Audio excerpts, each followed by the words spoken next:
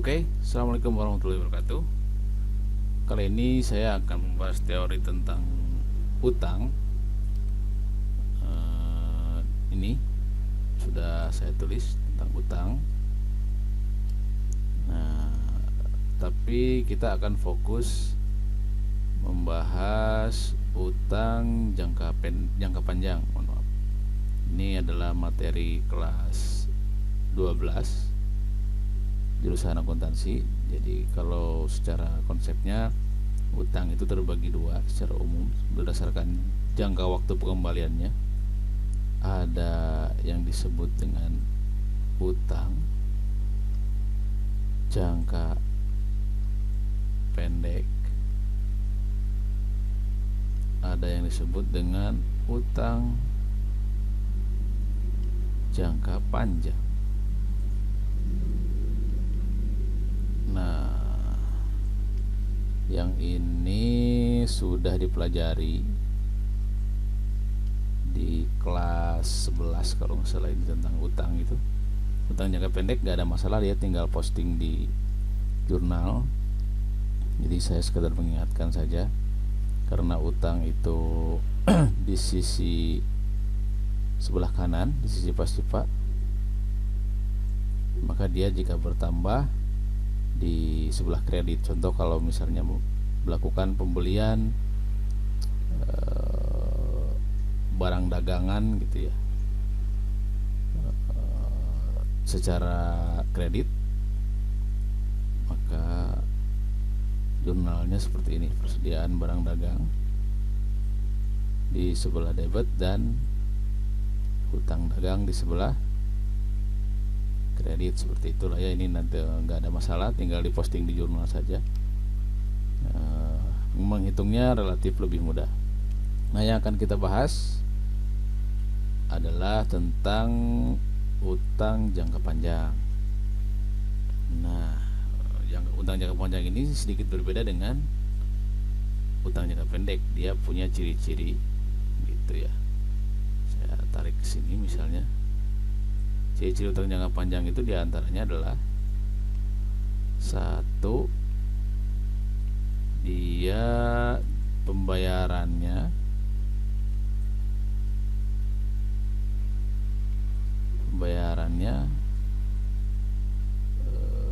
lama gitu. Jangka pembayarannya, jangka waktu jatuh temponya pembayaran atau garis miring jatuh temponya dia lama.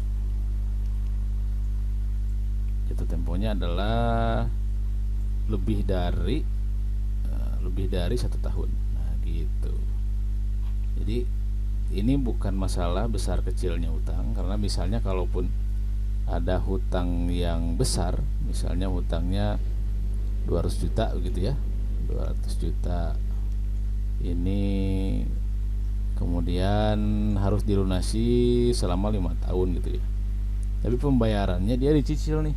Pembayarannya dicicil tiap bulan, sehingga dibayar per bulan. Nah, ini berarti kategorinya bukan utang jangka panjang, tapi masuknya ke utang jangka pendek karena dia pembayarannya per bulan. Nah, kalau yang ini, yang utang jangka panjang ini, dia dibayarkannya tidak dicicil per bulan, di waktu yang lama, di atas 1 tahun. Misalnya dia pinjam 200 juta tanggal 1 Januari gitu ya. Kalau yang contoh yang ini misalnya 200 juta tanggal 1 Januari 2020 misalnya sekarang, nanti dibayarkan di 1 Januari 2025 misalnya gitu ya. Gampangnya gitu. Dan dibayarkan ini dia tidak dicicil, langsung saya nanti bayar sejak tanggal sekian. Nah, itu baru masuk kategori utang jangka panjang. Nah, gampangnya begitu. Itu berdasarkan jangka waktunya. Jadi utang itu kayak gitu, dia terbagi menjadi dua secara berdasarkan jatuh tempo pembayaran. Ada utang jangka pendek atau ada utang jangka panjang. Utang jangka pendek sudah dipelajari sebelumnya, bahkan di kelas 1 pun sudah dipelajari mengentry jurnal tentang utang jangka pendek. Nah, sekarang kita belajar tentang hutang jangka panjang yang jatuh temponya dia di atas 1 tahun dan pembayarannya pun dia tidak dicicil dalam jangka waktu yang singkat, tapi dibayarkan dalam jangka waktu yang lama. Nah, itu salah satu karakteristik utang tersebut. Nah, kalau kita bagi yang namanya utang jangka panjang itu pun itu ada beberapa jenis gitu ya. Paling tidak ada 2 jenis. Ada berupa wesel, ada utang wesel gitu ya. Ada berupa obligasi atau utang obligasi. Nah, ini biasanya perusahaan juga menerapkan 2 hal ini gitu ya. Apa bedanya antara 2 hal ini? Jadi kalau wesel itu dia biasanya kalau wesel itu tanda buktinya berupa wesel bayar, surat wesel bayar, gitu ya. Kita lihat contohnya mungkinnya di sini. Coba kita buka contohnya wesel bayar seperti apa dokumennya. Jadi bentuknya kurang lebih seperti ini. Wesel bayar gitu ya. Wesel bayar. Nah, ini jurnalnya wesel bayar. Jurnalnya mana ya? Contoh dokumennya ya. Dokumen gitu ya. Dokumen wesel. Nah, ini nih kayaknya nih contohnya nih. Nah, ini wesel bayar. Jadi dokumennya seperti ini, dia tanda buktinya adalah kurang lebih seperti ini. Mana tadi? Ini nih kayaknya ini belum muncul nih. Nggak muncul ya. Nah, ini bisa sih ini. Jadi kurang lebih seperti ini. Bentuknya adalah judulnya wesel bayar, jumlahnya berapa, jatuh temponya berapa, siapa yang membayarnya, berapa nilainya, bunganya berapa, dan kemudian ini siapa yang mengeluarkannya. Begitu. Yang paling signifikan di situ sih, di outputnya akan kelihatan wesel bayar itu. Nah, contohnya gimana ilustrasinya? Ilustrasi wesel bayar ini, jadi kita nanti fokus di sini dulu. Kita akan bahas dulu wesel bayar gitu ya. Nanti di video selanjutnya kita akan bahas obligasi gitu, biar nggak pusing. Jadi kita bahas wesel bayar dulu. Nah, contohnya gimana wesel bayar? Ini saya hapus dulu ya. Saya hapus dulu. Ini kenapa nggak bisa dihapus? Nggak bisa dihapus nih ya. Misalnya sebuah perusahaan, katakanlah perusahaan apa ya, PTX gitu ya. PTX dia membeli kendaraan misalnya gitu ya. Dia beli kendaraan. Oh iya, biasanya kalau wesel itu dia cenderung untuk pembelian aktiva tetap gitu. Karena kan kalau pembelian yang sifatnya aktiva lancar biasanya menggunakan hutang jangka pendek gitu ya. Karena tergantung dari umur manfaatnya juga. Kalau biasanya wesel itu digunakan untuk pembelian hutang jangka panjang. Nah, PTX ini dia beli kendaraan misalnya gitu ya. Dia beli sebuah kendaraan, harganya misal kita tentukan berapa ya kira-kira yang enak. Kita tentukan misalnya 250 juta aja gitu ya. Harganya Rp 250 juta gitu. 250 juta rupiah gitu. Nah, dia nggak bayar cash gitu ya. Dia nggak bayar cash nih. Si harga ini dia nggak bayar cash. Perusahaan X ini, PTX ini, dia nggak bayar cash. Dia ngutang dengan jatuh temponya 3 tahun misalnya gitu. Jatuh temponya 3 tahun dengan tingkat suku bunga misal 12% gitu. ini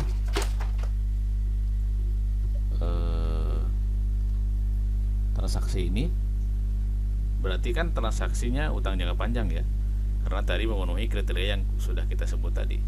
Nih di sininya dia 3 tahun, di atas 1 tahun. Kemudian dia PTX ini dia bayarnya nggak cash, tapi dia dengan mengeluarkan wesel bayar gitu. Jadi dia ngeluarin wesel bayar bahwa nanti 3 tahun lagi dia akan bayar. Nah jadi gitu ya.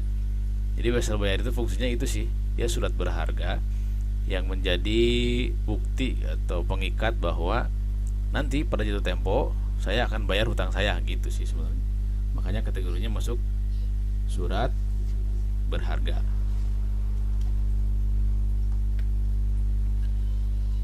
Diterbitkanlah wesel bayar gitu. Nah,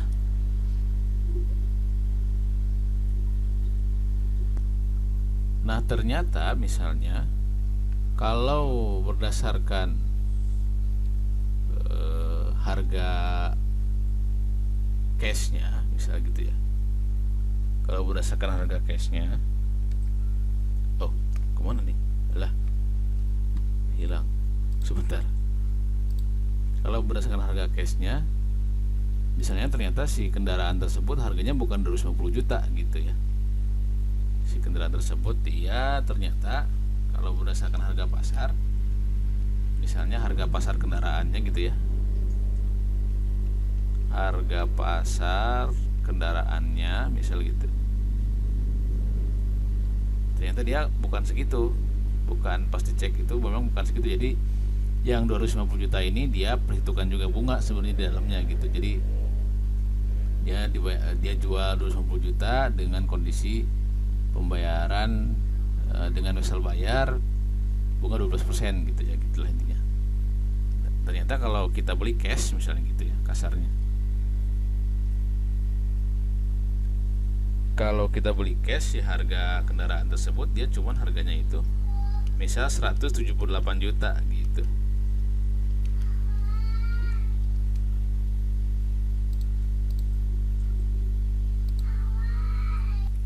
Oke, jadi saya sudah pindahkan dulu ke sini soal yang tadi biar kelihatan lebih rapi. Kita coba pahami sedikit tentang ini. Jadi saya ulangi, tanggal 1 PTX membeli kendaraan sejumlah segini, 250 juta dibayarkan dengan wesel bayar, jatuh temponya 3 tahun, harga pasarnya 178 juta dengan tingkat bunga 12%. Tingkat bunga 12%. Gitu. Cara ngitungnya gimana? Cara ngitung bunganya adalah seperti ini. Kita sudah tahu harga pasarnya 178. Sebetulnya ini kita bisa cari nih, walaupun tidak diketahui dari mana kita bisa cari dari tingkat bunga ini sebetulnya. Tapi karena sudah ditentukan di soalnya, jadi kita sebenarnya tidak usah cari. Kita sudah tahu tingkat bunganya 12% dengan harga pasar dengan harga pasar 178 juta rupiah. Nah, cara ngitungnya gimana? Cara ngitung bunganya gitu ya.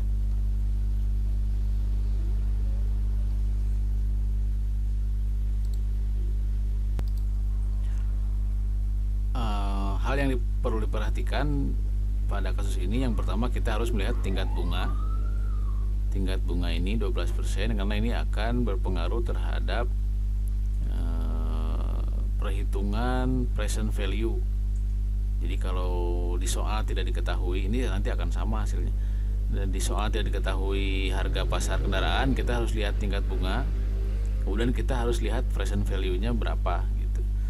Bagi Anda yang sudah mempelajari tabel bunga, ini sudah saya kirim sebetulnya. Anda tinggal buka saja di LMS, sudah saya masukkan tabel bunga majemuk, Anda tinggal buka saja. Jadi kita bisa lihat begini, ini kan berarti present value ya. Present value itu nilai sekarang 250 juta, ini kalau 3 tahun ke depan nilainya berapa sih gitu ya. Nah di sini bisa kelihatan yang 12%, jangka waktu 3 tahun itu sekitar 0,71 sekian, atau dibulatkan 0,72 ya, 0,72. Nah jadi kalau kita hitung, misalnya dihitung dari present value 0,72, maka nanti hasilnya akan segini. Contoh ya, sama dengan 250 juta dikali 0,72, akan sekitar segini lah, sekitar segini gitu. Tapi karena ini sudah diketahui gitu ya, atau jangan 0,72 mungkin ya, jangan terlalu dibulatkan terlalu banyak, 0,71178 gitu ya. Coba 0,71178 harga sekitar segitu ya, 178. Jadi memang tidak akan terlalu jauh harga pasar dengan hasil perhitungan present value gitu ya. Soalnya ya itu juga hasil kenapa si perusahaan yang menjual kepada PTX menentukan harga segini, ya dia juga ngitung sebenarnya kan, ngitung tingkat bunga 12%. Berarti weselnya sekian, karena tadi untuk pembayaran wesel dia tidak diangsur, jadi bunganya pun tidak diangsur. Nanti saja ketika jatuh tempo dibayarkan semuanya full gitu bunganya. Nah maka kalau kita mau ngitung bunga per tahunnya seperti ini misalkan tahun pertama gitu ya, tahun pertama misalnya kita bikin tabel tahun gitu ya, ada 3 berarti 1, 2, 3 gitu ya. Kemudian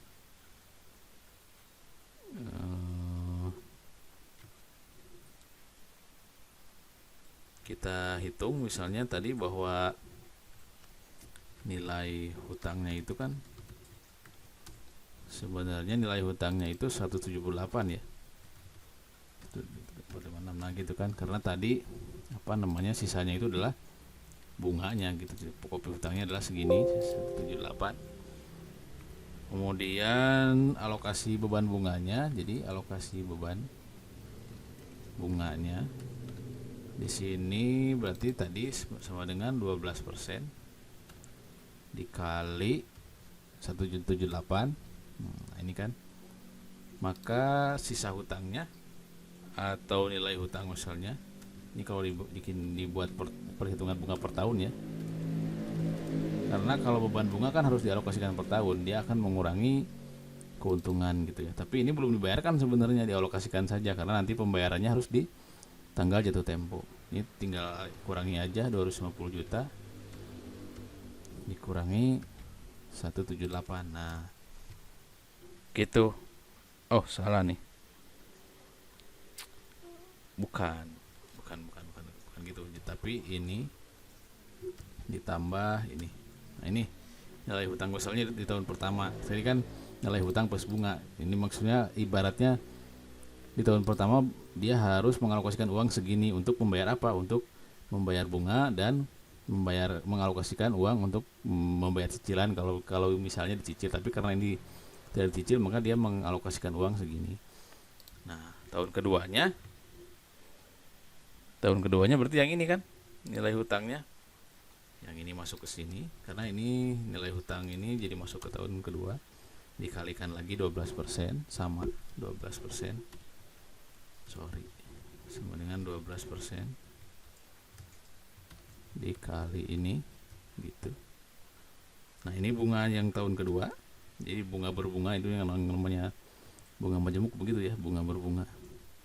Nah, tambahkan juga ke sini, di tahun kedua dia harus alokasikan uang segini. Tahun ketiga sama, yang sini masuk ke sini dikali 12% juga. Saya salah tadi bikin rumusnya nih, nggak apa-apa lah. Nah ini maka ini jumlahkan juga. Nah, sehingga di tahun ketiga dia sekitar 250 juta sekian gitu ya. Apa namanya, dia punya hutang. Maka kalau kita jumlahkan, si bunganya itu kurang lebih ya sama, sekitar 72 juta sekian gitu ya. Nah ini biasanya di pembulatan ini nggak pas gitu ya. 12% dikali ini ya, 12% dikali ini ya gitu. Jadi sekitar segini, ini nilai hutangnya dilihat dari tingkat bunga 12%, maka total bunganya 72 juta. Jadi tidak terlalu melenceng dia dengan harga pasar. Dari sini kita bisa melihat ini kita bisa hitung total bunganya, sehingga di per tahunnya tingkat bunganya akan berbeda gitu, tidak flat karena ini kan bunga majemuk ya. Jadi ini nanti akan mengurangi keuntungan gitu ya, keuntungan karena ini menjadi beban. Di tiap tahunnya ini akan dikurangi, kemudian dia harus mengalokasikan uang segini agar nanti di akhir periodenya dia bisa membayarkan hutangnya. Nah seperti itu untuk wesel. Jadi kalau disimpulkan, wesel itu apa? Wesel itu sebetulnya perjanjian tertulis. Jadi wesel itu sama dengan perjanjian tertulis. Perjanjian tertulis tentang apa perjanjiannya? Tentang kewajiban membayar gitu dari seseorang atau dari perusahaan kepada perusahaan atau lembaga yang lain. Kemudian tertulis, perjanjian tertulis untuk membayar gitu ya, untuk membayar sejumlah uang gitu ya, gampangnya begitu lah, sejumlah uang pada waktu tertentu kepada perusahaan atau lembaga tertentu gitu. Gitu sih kalau wesel itu kurang lebih begitu. Jadi si surat ini termasuk surat berharga jadinya, karena dia bisa jadi bukti atau bisa dijadikan jaminan untuk kewajiban pembayaran, maka ini masuk surat berharga wesel ini.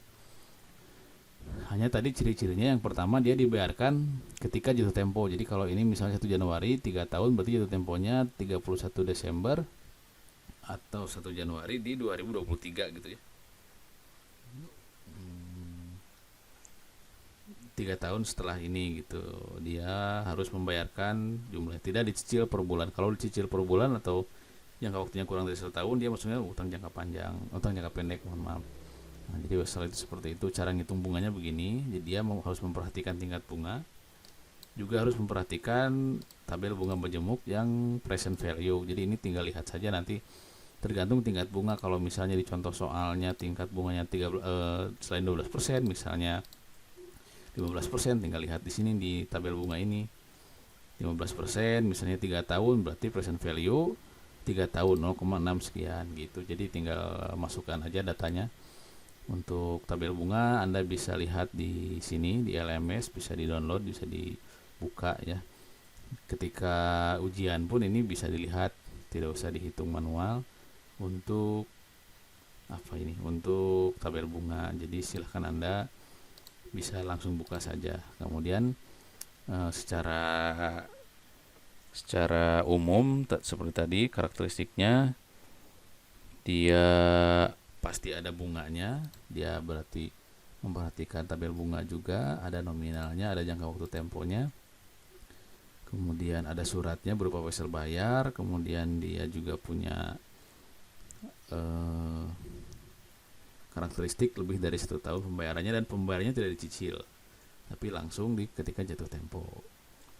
seperti itu. Jadi perusahaan ketika dia butuh tambahan uang gitu, bisa bisa bukan butuh tambahan uang, dia akan melakukan pembelian aktif tetap biasanya, tapi dia tidak menggunakan uang cash, maka dia bisa menerbitkan wesel bayar sebagai jaminan bahwa pada tanggal tertentu ke depan, jangka waktunya di atas 1 tahun, dia akan membayar pembeliannya tersebut. Nah, si wesel ini dia jadi jaminan bahwa nanti ketika jatuh tempo perusahaan akan bayar kepada vendor yang menyediakan barangnya yang dibeli oleh perusahaan. Begitu kurang lebih untuk penjelasan utang jangka panjang di wesel. Video selanjutnya akan dibahas tentang obligasi. Nanti kalau ada hal-hal yang lain bisa kita bahas lagi ya, terutama nanti ketika model pencatatannya pun belum dibahas secara umum, nanti kita akan bahas di video selanjutnya. Terima kasih, semoga bermanfaat.